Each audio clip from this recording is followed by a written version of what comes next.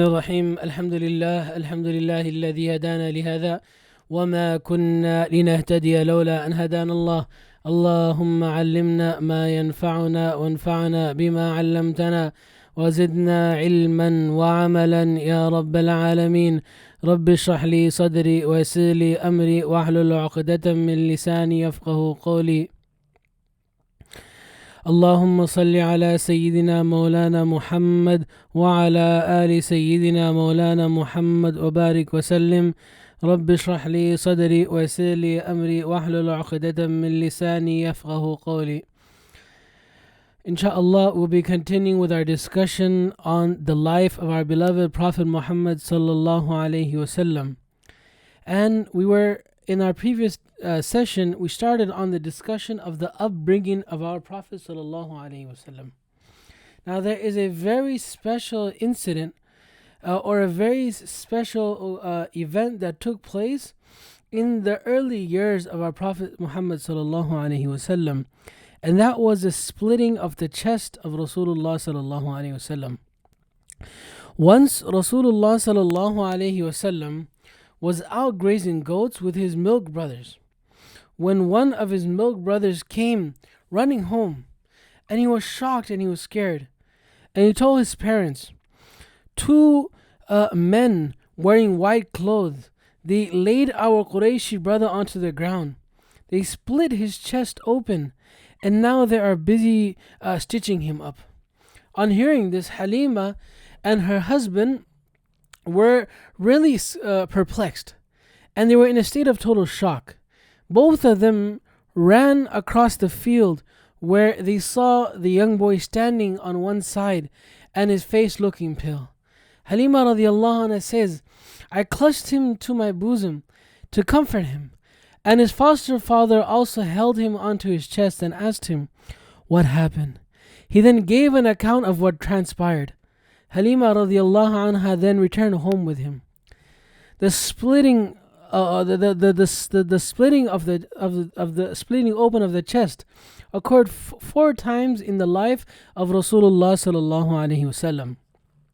Now, the first time this occurred was when Rasulullah sallallahu alaihi wasallam was only 4 years old, and he was in the care of Halima al-Sa'diyya radiallahu anha, and he was on a grazing field when two angels, Jibreel alayhi salam and Mikael alayhi salam, appeared as men in white garments bearing a golden tray laden with ice. They cut open his chest and they removed the heart of Rasulullah sallallahu alaihi wasallam.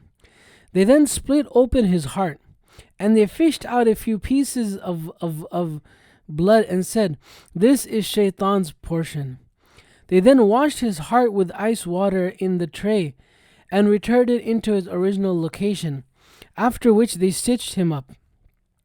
This event of the splitting of the chest left Halima radiallahu anha exceptionally alarmed.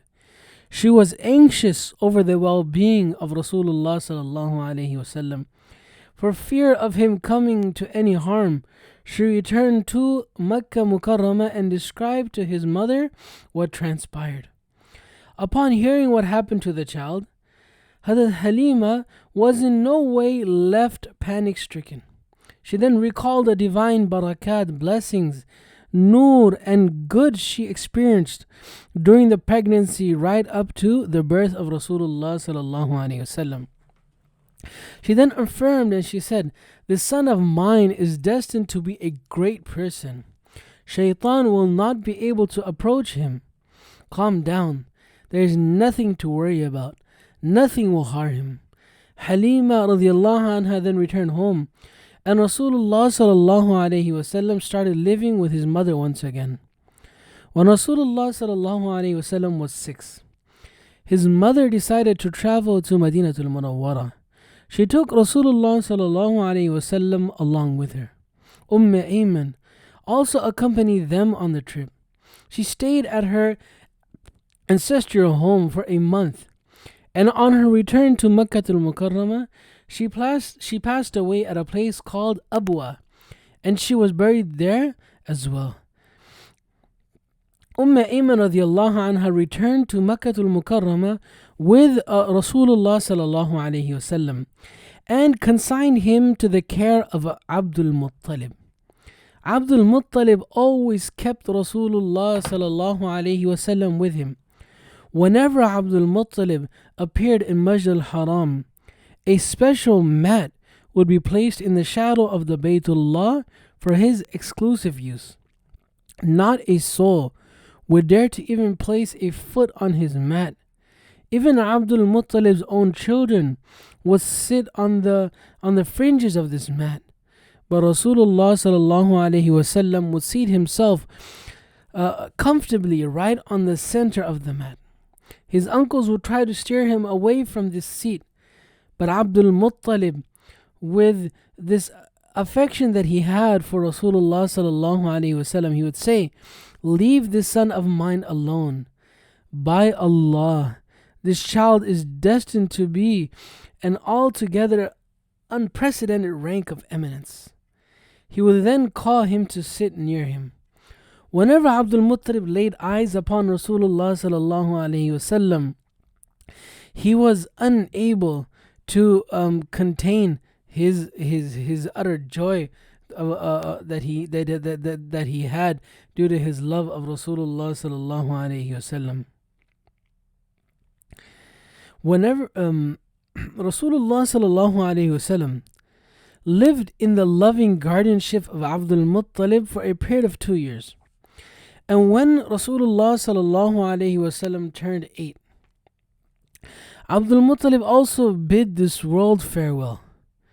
Depending on the differences of opinion, he passed away at the age of either 82, 85, 95, or 110, or 120. He was buried in a place called Hajun. Since Abdul Muttalib was Abdullah's blood brother, Abdul Muttalib consigned Rasulullah sallallahu alaihi wasallam to the charge of Abu Talib. He consigned him to the charge of Abu Talib, and he made a request urging him to bring him up with great affection and care and with the greatest love. Ayman radiallahu anha says, when Abdul Muttalib's funeral was being carried along, I saw Rasulullah sallallahu alaihi wasallam following, weeping over this loss. Once Rasulullah sallallahu alaihi wasallam was asked whether he would recall the death of Abdul Muttalib, Rasulullah sallallahu alaihi wasallam replied, "I was 8 at that time." Following the death of Abdul Muttalib, Rasulullah sallallahu alaihi wasallam was taken into the custody of his uncle Abu Talib. Rasulullah sallallahu alaihi wasallam was more beloved to him than his own children. He cared for him more affectionately than he cared for his own sons, right up to his death. Abu Talib showed a lot of love for Rasulullah sallallahu alaihi wasallam and affection, that as a matter of fact he wholly fulfilled the right of guardianship. In spite of his devoted guardianship and loving care of Rasulullah sallallahu alaihi wasallam, Abu Talib was deprived of the wealth of al-Islam. Following a severe drought in Makkah al-Mukarramah, on one occasion, the people pleaded with Abu Talib to make dua for rain. Accompanied by a substantial number of people, Abu Talib together with Rasulullah sallallahu alaihi wasallam set out for the Masjid al-Haram. Abu Talib then positioned Rasulullah sallallahu alaihi wasallam's back against the Kaaba. He then pointed his index finger to the sky. There was not a sight of there was not even a small cloud in the sky. But the moment he pointed to the sky, clouds suddenly appeared all over the place. Within a few moments it started pouring, so much so that the rivers and streams started gushing with water. When Rasulullah sallallahu alaihi wasallam turned 12, his uncle Abu Talib decided to travel to Syria with a trade caravan of the Quraysh. Owing to the difficult and long journey, Abu Talib did not want to take him along, but at the actual moment of departure, Noticing signs of heartbreaking gloom and sorrow on his face, he finally took him along. And on the way to Syria, they halted at a city called Busra, where a Christian monk by the name of Jarjis, popularly known as Bahira the monk, lived. He was well acquainted with the signs of the final prophet, as mentioned in the divine books. The moment this trade caravan halted before Bahira's monastery and his gaze fell on Rasulullah sallallahu alaihi wasallam, he at once recognized him as the prophet referred to in the previous books. Bahira then grasped Rasulullah's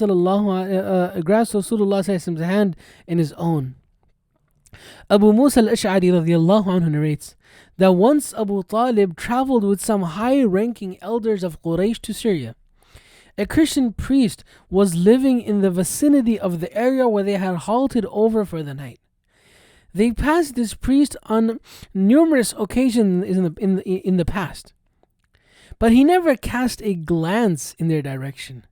This time, though, when the trade caravan broke their journey, the monk unexpectedly emerged from his quarters, came to the caravan, and started to scrutinize each one of their travels, until he came to Rasulullah sallallahu alaihi wasallam.